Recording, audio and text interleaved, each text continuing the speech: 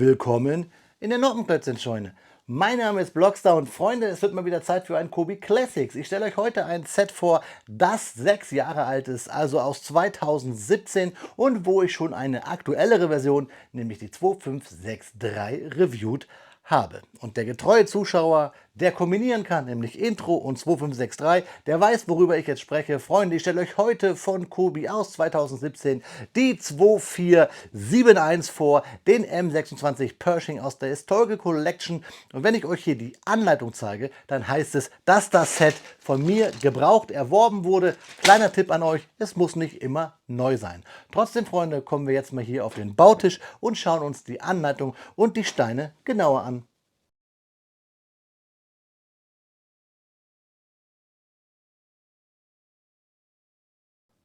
Ja, Freunde, da haben wir den M26 Pershing, die 2471 aus 2017 hier auf den Bautisch. Ich habe euch gesagt, ich habe das Set mal gebraucht, gekauft. Deswegen haben wir das hier alles in einer Tüte, kippe ich gleich aus. Ich kann euch aber sagen, dass dieses Set 2 Bauabschnittstüten hat.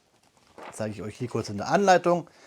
Sicher ist sicher, da sehen wir 1 und 2. Und bevor wir uns die Anleitung genauer angucken, seht ihr hier noch einmal den Karton von oben sowie einmal hier von unten. Ich blende euch das eben gerade einmal ein.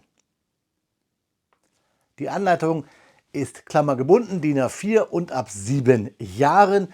Wie man Kobi-Anleitung baut, ist eigentlich ziemlich einfach, beziehungsweise man baut ja keine Anleitungen, man baut das Set aus der Anleitung. Der erste Schritt ist farblich, der zweite auch und der erste davor ist dann ausgegraut. Es gibt keine Seitenanzahlen, nur Bauschritte, hier in 2 Tüten unterteilt.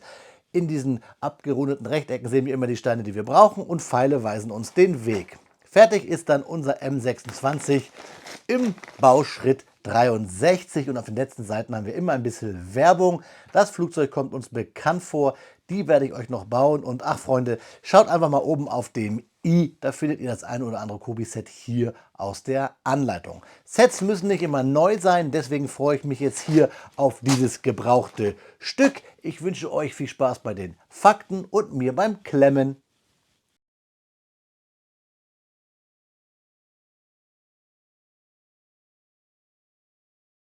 Speedbit-Zeit ist Faktenzeit und wie schon beim Video zur Executive Edition des Pershings des Kobi-Sets 2563 erwähnt, sprechen wir heute mal ein bisschen über die Einsätze und berühmte Personen im Umfeld des M26.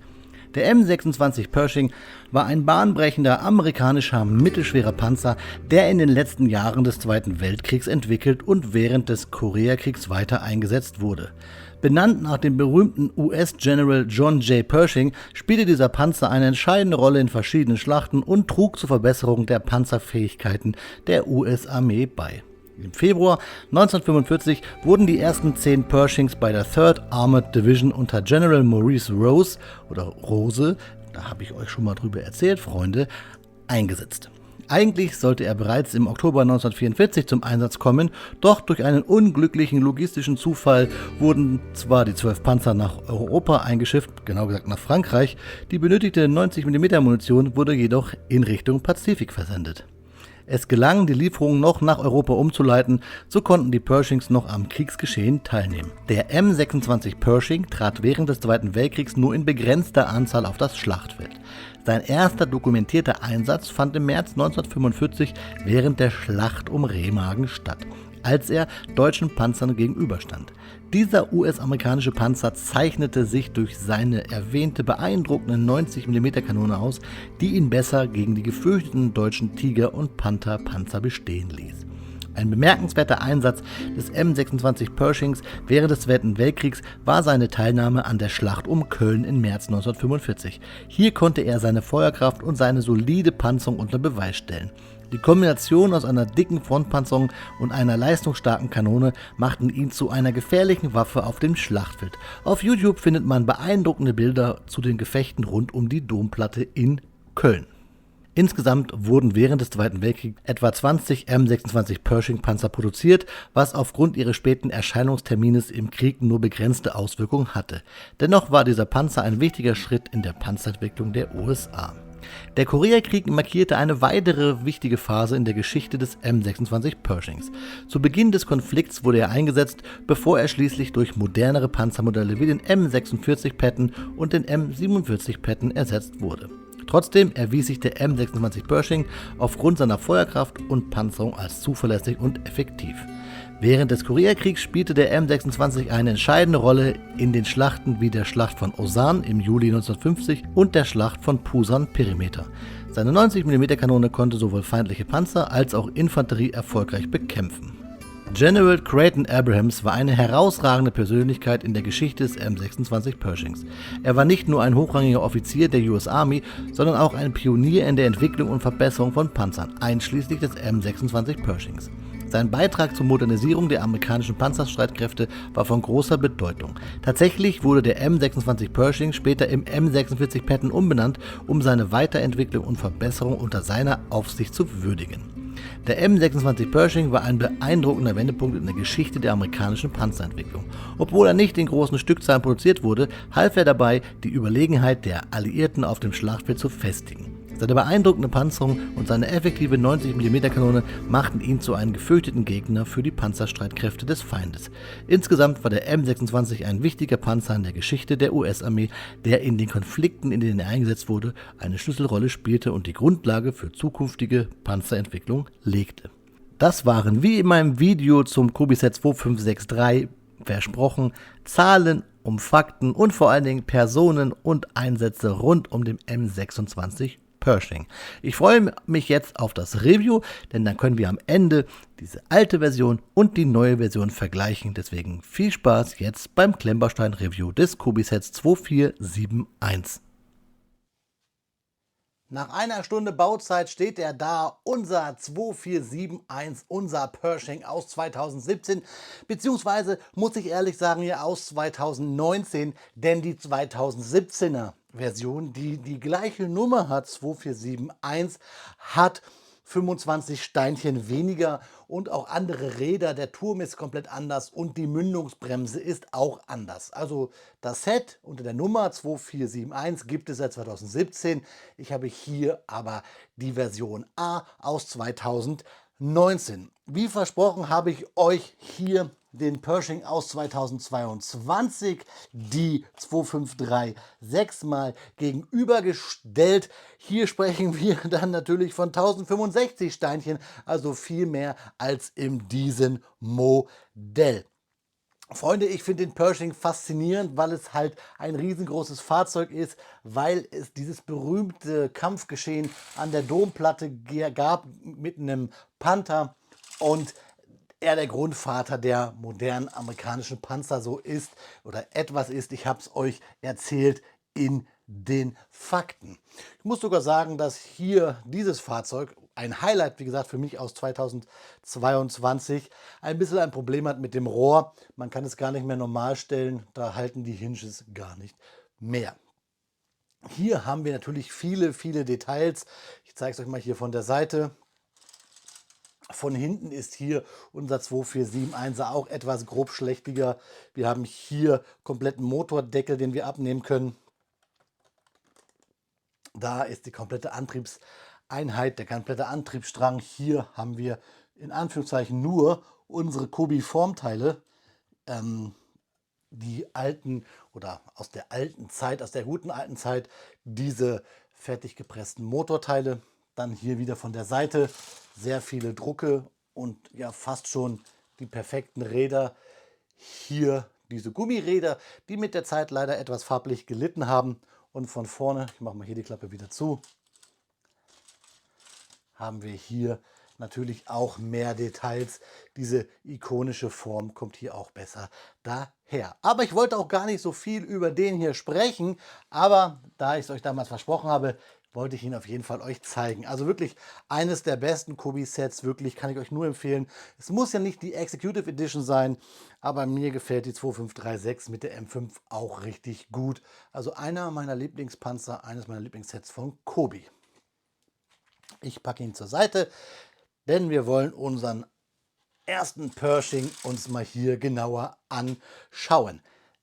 Das Set ist halt gebraucht, hat dadurch etwas gelitten. Was ich sagen muss, dieses Set ist jetzt ja schon etwas älter. Was man merkt bei Kobi ist wirklich, finde ich, dass die Klemmkraft nicht unbedingt leidet, wie das viele sagen, aber die Steine werden schon weicher. Also sie fühlen sich dann ganz komisch an wie, ja, im ersten Moment finde ich immer wie eine weiße Schokolade, die in der Hand leicht anfängt zu schmelzen.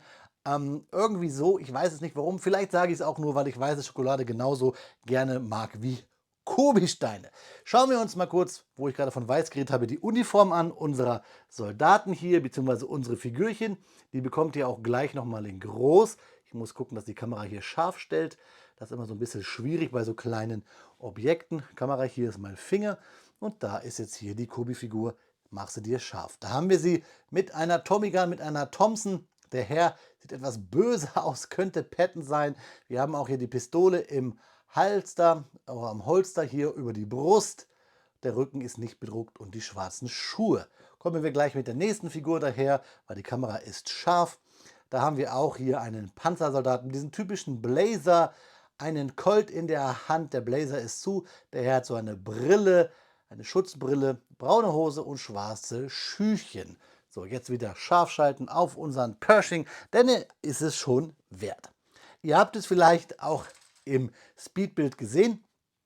Ich habe einmal mich verbaut, weil ich bei den Achsen, der hat nämlich hier vorne lange verbaut, beziehungsweise hier unten überall und oben kurze, musste ich einmal austauschen. Und dadurch, dass die Steine so weich sind, jetzt nach der langen Zeit, ging das ganz gut. Mir ist fast das ganze Fahrzeug auseinandergefallen. Trotzdem ist es stabil und ihr seht auch hier, der Rolltest ist super. Die großen Ketten hier in einem Grau, das gefällt mir ganz gut, laufen über diese gummierten Räder sehr, sehr gut. Der Turm gefällt mir richtig gut, viel besser als bei der originalen Version der 2471. Ihr müsst mal gucken bei Kobipedia, ist ja eh bei fast jedem meiner Videos verlinkt, wo ich auch meine Infos herkriege. Da seht ihr, dass der Turm komplett anders gebaut ist. Aber schauen wir uns das Fahrzeug noch mal genauer an. Hier seht ihr sogar, jetzt habe ich gesagt, es ist weich und irgendwie sieht es aus, als wenn dieses Rad so ein bisschen hängt. Das liegt aber eher an den Reifen, an den Rädern. Ihr seht, die Reifen sind etwas milchig. Das Gummi hat hier schon etwas gelitten. Wir haben hier einen ziemlich wackeligen Turm, weil der auf diesen typischen, ihr seht es auch darunter, hier Achsenaufnahmen für diese Türme ist. Wir haben hier vorne Prinz für die Maschinengewehre und Okulare. Wir haben hier den Stern. Wir haben hier Einheitsabzeichen mit dem Fahrzeugabzeichen. 2 Dreieck, 6, 7 Dreieck und E10. Damit ist hoffentlich nicht der Sprit gemeint, wobei so ein bisschen Ethanol, das klingt ja schon nach Amerikaner. Und wir haben hier auf dem Turm dann die weißen Sterne links wie rechts. Motor habe ich euch gezeigt, hier von hinten. Eine große Klappe, hier Hinges. Und ich finde, man muss hier so ein bisschen drücken, weil es sich so ein bisschen verzieht da. So, damit wir hier auch so ein bisschen diese schräge Form hinbekommen, hier über die Hinges und auch über die Wedges. Es ist die gute alte Art von Kobi, mit großen schwarzen Blöcken unten die Panzerwände darzustellen und obendrauf dann ein bisschen mit Hinges zu arbeiten. Mir gefällt es sehr gut. Es ist ein massiver Panzer und da kommt auch so ein bisschen diese Kobi-These her. Wenn mal ein Einbrecher kommt, schmeißt ihn doch einfach so einen Panzer an den Kopf oder ein Kobi-Schiff und schon, ja, entweder stirbt er oder er ist in die Flucht geschlagen. Und der Kobi-Panzer hat nichts abbekommen. Bisschen gelitten hat hier das Maschinengewehr. Das wabbelt so ein bisschen vor sich hin, hält aber jetzt gerade vorhin, ist immer etwas runtergeknallt. Am Turm ganz cool ist, dass wir hier Luken haben, verschiedene. Einmal die große hier zum Auf- und Aufklappen, also ein Deckel. Und hier haben wir zwei Deckel, sowie das große Browning als Flak-MG. Und was ich auch cool finde, und das ist auch nicht bei jedem gebrauchten Set so, dass die Antenne so gerade ist. Als Katzenhalter kann ich euch sagen, haltet diese sehr fern von euren Tieren. Meine Katze liebt Kobi-Antennen. Ich musste mir schon ein paar Mal welche neu bestellen. Wenn ihr Kobi-Ersatzteile braucht, ne, Kobipedia, kobi.de oder kommt bei mir auf den Discord. Da gibt es auch viele Leute, die Ersatzteile vertauschen. Ich muss sagen, ein tolles Set. Ich liebe es. Ich habe hier wirklich nicht viel auszusetzen. Klar, es ist gebraucht. Ich habe es relativ günstig bekommen. Es hat seine Schwächen. Der Zusammenbau war super easy peasy. Wie gesagt, die Klemmkraft hat nicht gelitten, aber irgendwie die Haptik der Steine, die Gummis der Reifen, ja, die wirken ausgeblichen. Da hat halt irgendwie die Physik oder Chemie halt ihr Übriges getan. Das ist halt bei Kunststoffen irgendwie so. Aber da ist halt, mein Anspruch ist hier, euch einfach alte Sachen oder alte Kubi-Sets oder ältere Kubi-Sets auch auf meinem Kanal zu zeigen, äh, ja, kann ich hier an diesem Set sowieso nichts meckern. Auch vielleicht, wenn der Turm hier so ein bisschen wackelt und ich auch finde, dass das Rohr ein bisschen kleiner ist, gerade im Vergleich jetzt hier zu unserem anderen Pershing. Vielleicht klemme ich sogar noch was dazwischen, aber ich glaube nicht, denn ich lasse die Sets gerne so im Original, wie ich sie hatte, wie ich sie bekommen habe. Also ich finde ein gutes Beispiel, warum man sich auch mal ruhig ein gebrauchtes Kobi-Set kaufen sollte. Links und Quellen schicke ich euch bei jedem Video mit, findet ihr unten in der Videobeschreibung. Ihr bekommt natürlich jetzt wie immer ein paar Detailbilder, während ich euch den Pershing noch mal ganz kurz von oben zeige. Schreibt mir eure Meinung gerne zu dem Set in die Kommentare und ich versuche jetzt im Hintergrund immer ein paar meiner älteren Kobi-Sets euch zu zeigen. Das werdet ihr gleich sehen, nachdem ihr die Bildershow bekommen habt. Vielleicht sagt ihr mal, welches dieser Sets euch gefällt. Vielleicht macht ihr Pause und guckt, welches Set würdet ihr gerne mal vorgestellt bekommen. Da sind ein paar alte Schätze dabei. Schreibt mir einfach in die Kommentare. Aber jetzt, Freunde, bekommt ihr erstmal ein paar Detailbilder vom Kobi-Set 2471A, den M26 Pershing. Wie versprochen, bekommt ihr hier noch einige Detailbilder, um euch selber einen Eindruck vom Kobi-Set 2471 verschaffen zu können, unabhängig von meiner Bewertung gerade, beziehungsweise meinem Review. Wir können das hier eh nicht so ganz im richtigen Kontext nehmen, wie zum Beispiel bei einem neuen Set, da es ja A ein gebrauchtes ist und B ein älteres Set, und ich finde, da kann man das gar nicht so ganz vergleichen. Außerdem kommt natürlich logischerweise hier mein Sammlerherz durch. Das merkt ihr bestimmt. Deswegen bildet euch gern eure eigene Meinung und schreibt mir die unten in die Kommentare. Und wenn ihr eh gerade da unten guckt, schaut bitte in der Videobeschreibung vorbei. Da findet ihr alle Infos rund ums Set und auch zum Beispiel Bezugsquellen. Ich möchte mit euch aber jetzt noch ein bisschen über ein paar weitere Fakten reden. Ich möchte euch noch welche mitgeben, nämlich Fakten zur 3rd Armored Division. Das ist das Einheitensymbol, das ihr auf den Schultern dieser Kobi-Figuren findet. Die 3. Panzerdivision, auch bekannt als 3rd Armored Division oder Spearhead Division, ist eine der berühmtesten und historisch bedeutsamsten Einheiten in der Geschichte des US-Militärs. Gegründet im Jahr 1941, spielte sie eine entscheidende Rolle während des Zweiten Weltkrieges und setzte ihren Ruf als eine der besten gepanzerten Einheiten der Vereinigten Staaten bis 1992 fort. Während des Zweiten Weltkriegs war die 3. Panzerdivision an einigen der bedeutsamsten Schlachten beteiligt, darunter die Schlacht der Normandie und die Ardennenoffensive. Ihre charakteristischen Einheitenabzeichen, ein stilisierter Tigerkopf, unterstreicht ihre Kampfbereitschaft und Entschlossenheit. Nach dem Krieg blieb die 3. Panzerdivision eine wichtige Kraft im Kalten Krieg als Teil der NATO-Truppen in Westdeutschland.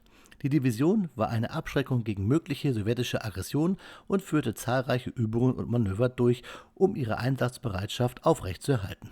Die Division hatte sich im Laufe der Jahre weiterentwickelt und modernisiert und blieb eine wichtige Einheit in der US-Armee. Sie hat an verschiedenen Konflikten und Friedensmissionen teilgenommen, darunter Desert Storm bzw. den Golfkrieg. Die 3. Panzerdivision hat eine reiche Tradition und einen erheblichen Beitrag zur Verteidigung der Vereinigten Staaten und zur Aufrechterhaltung des Weltfriedens geleistet. Ihre Soldaten waren bekannt für ihre Entschlossenheit, ihre Fähigkeiten im Gefecht und ihren Einsatz für die Sicherheit und Freiheit. Die Spearhead Division blieb ein Symbol für die Tapferkeit und Hingabe der amerikanischen Streitkräfte. Wenn ich sage blieb, ist das nicht ganz richtig. Die Einheit wurde zwar 1992 deaktiviert, gibt es aber auf dem Papier immer noch. Ja, Freunde, das waren nochmal ein paar Fakten hinten drauf. Und jetzt schauen wir uns zum Abschluss noch einmal in die Augen.